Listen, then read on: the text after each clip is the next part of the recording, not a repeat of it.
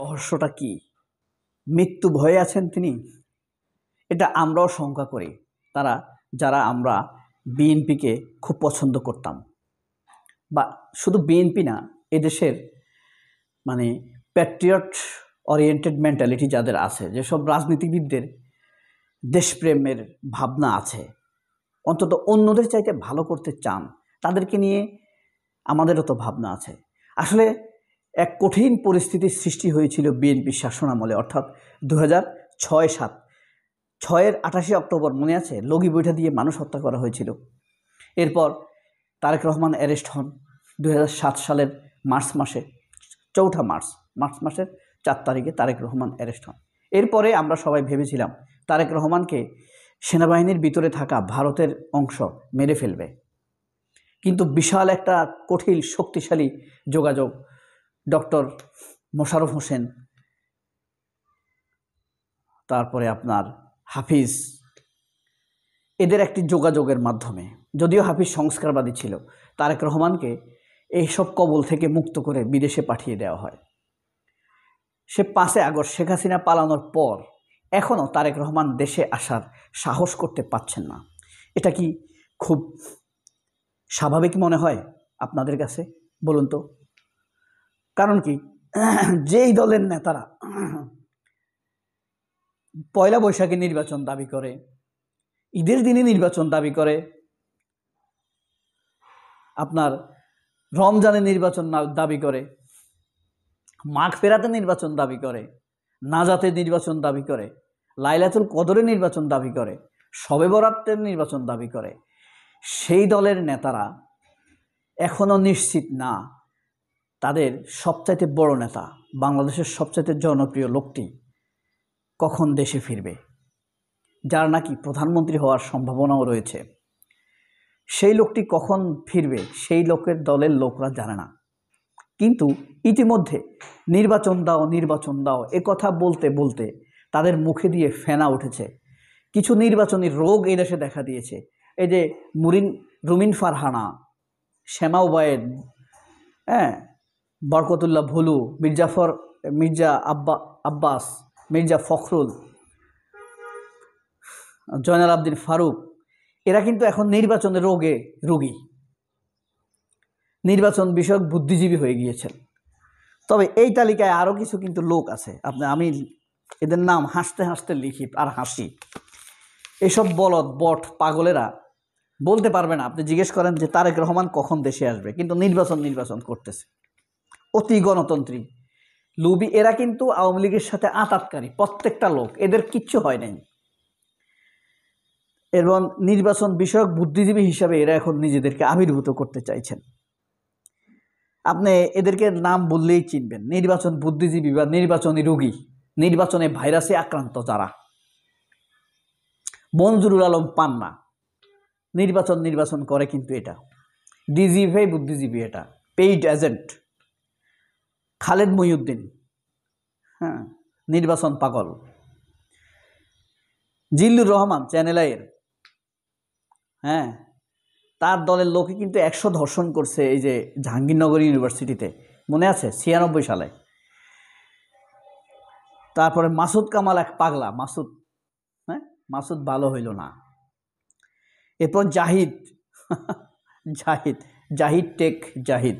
জ্ঞানী জাহিদ, রুমিন পারহানা ব্যারিস্টার, তারপরে আছে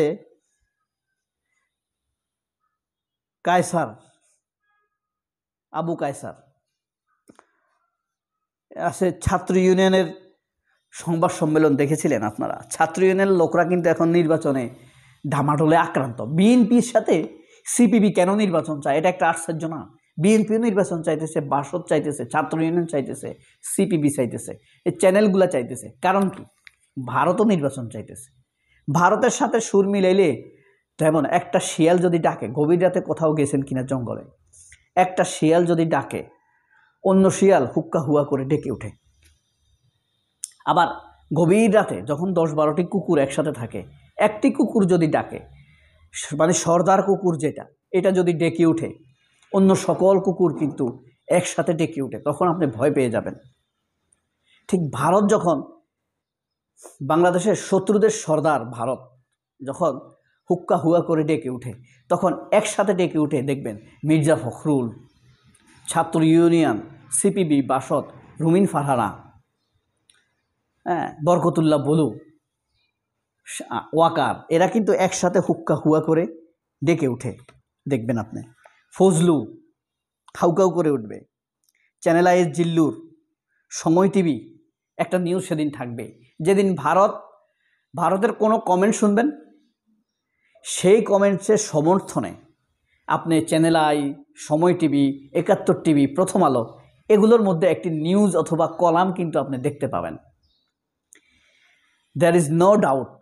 এগুলা তখন আপনি বুঝতে পারবেন, তখন বুঝবেন যে কে কোন উদ্দেশ্য বাস্তবায়নের জন্য কাজ করছে। অবশ্য তার আগে আপনি প্রচুর যদি গোয়েন্দা বই পড়ে থাকেন, রাজনৈতিক চরিত্র বৈশিষ্ট্য সংক্রান্ত আবুল মনসুরের বই কীর্তি যদি পড়ে থাকেন, রেজাউল করিম রনির বই যদি আপনি পড়েন, আবু রুশদ, ঠিক আছে, তারপরে সাইমুম সিরিজ যদি আপনি পড়েন, তাহলে আপনি বুঝতে পারবেন কার লিঙ্ক কোন জায়গায়, কার চরিত্র কার কাছে বাঁধা, কোন চরিত্রের লোক কী ধরনের কথা বলে, ভারতপন্থী লোক এই অবস্থায় কি কথা বলবে, বিএনপিপন্থী লোকেরা এখন কি টাইপের কথা বলবে। বিএনপির কিন্তু আপনার ঠিল্লা কলসি ঠিক নাই, কলসির তলা ভাঙা। এরা নির্বাচন করে প্রচুর চিল্লাইতেছে, কিন্তু তাদের নেতা আসার খবর নাই। বুঝতে পারছেন? এতদিন তারা গণতন্ত্র বলে বহু কথা বলেছে। তারা খালেদা জিয়াকে মুক্ত করতে পেরেছে? পারেনি। তারপরও আমি বিএনপি চাই, বিএনপি নির্বাচনে আসবে, বিএনপি তো বিকল্প শক্তি, আপনার আওয়ামী লীগ নাই এখন আর কে? বিএনপিকে কেউ আসলে ভালোবাসে না। বিএনপিকে আওয়ামী লীগের বিকল্প হিসেবে বিএনপিকে মানুষ দেয়। এখন একটা দল তো থাকতে হবে। আমি চাই বিএনপি থাকুক, তবে তারা ভালোভাবে থাকুক, মানুষের জন্য ভালো কিছু করুক, এই দলটি বিলীন হয়ে না যাক।